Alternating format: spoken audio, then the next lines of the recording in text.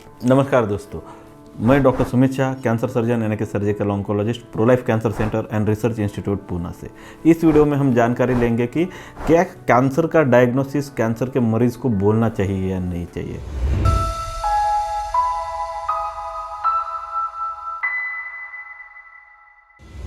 अगर हम देखें, आम तौर पर हम ओपीडी में जब भी पेशेंट देखते हैं तब पेशेंट्स के फैमिली मेम्बर्स या रिलेटिव्स हर बार हमें रिक्वेस्ट करते हैं कि सर प्लीज़ आप हमारे पेशेंट को मत बताइए कि उनको कैंसर हुआ है।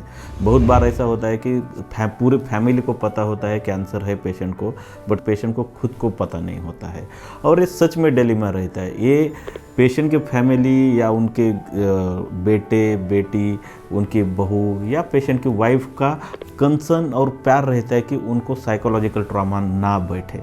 बट भाई और बहनों, मुझे ये आपको बताना चाहिए कि कोई भी पेशेंट जो रहता है उसको क्या बीमारी हुई है ये बताना बहुत ज़रूरी रहता है। हाँ, ये बात कैसे करनी चाहिए, किधर करनी चाहिए, किसने करनी चाहिए, ये सब बातें अलग है और ये सब काम हमेशा एक ट्रेंड कैंसर तज्ञ ने एक कंसल्टिंग रूम में ठीक तरह से पेशेंट का साइकोलॉजिकल स्टेट जज करके पेशेंट को कंफर्ट दे के और पॉजिटिव वे से बतानी चाहिए। मतलब कोई भी कैंसर होता है, किसी को भी कैंसर होता है तो ये कभी भी अच्छी बात नहीं रहती है।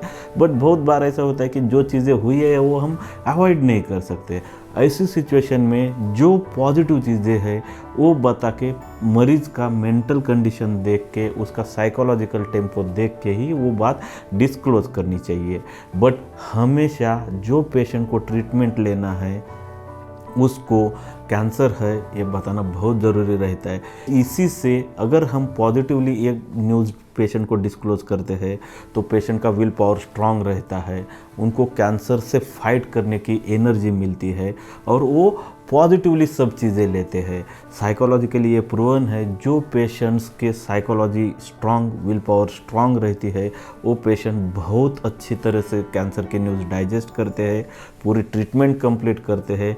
ऐसे स्ट्रांग विल पावर जो पेशेंट की रहते हैं उनमें साइड इफ़ेक्ट्स भी कम हुए रहते हैं और उनका रिकवरी काफ़ी अच्छा रहता है। तो इस वीडियो में मैं आपको सबको बोलना चाहता हूँ, कैंसर का डायग्नोसिस डिस्क्लोज करने की जिम्मेदारी वो कैंसर विशेषज्ञ की है, ना कि फैमिली मेम्बर की।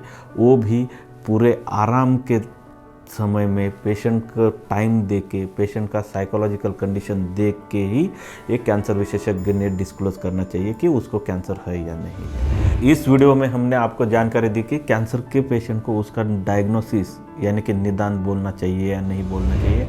हमेशा याद रखिए, जिसको ट्रीटमेंट लेना है उसको हमें किस चीज़ के लिए ट्रीटमेंट कर रहे हैं ये बताना बहुत ज़रूरी है और वो हर एक कैंसर विशेषज्ञ की जिम्मेदारी है कि वो अपने पेशेंट को बोले उसको क्या बीमारी है और उसको ट्रीटमेंट क्या चल रहा है।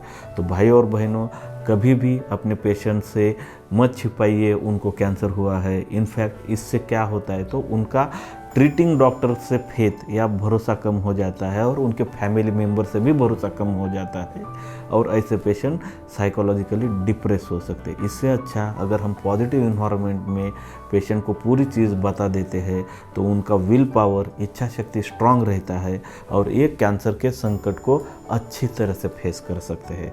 हमेशा याद रखना, कोई भी डायग्नोसिस रहता है वो हमें पेशेंट को बोलना चाहिए, ये बहुत ज़रूरी है। धन्यवाद।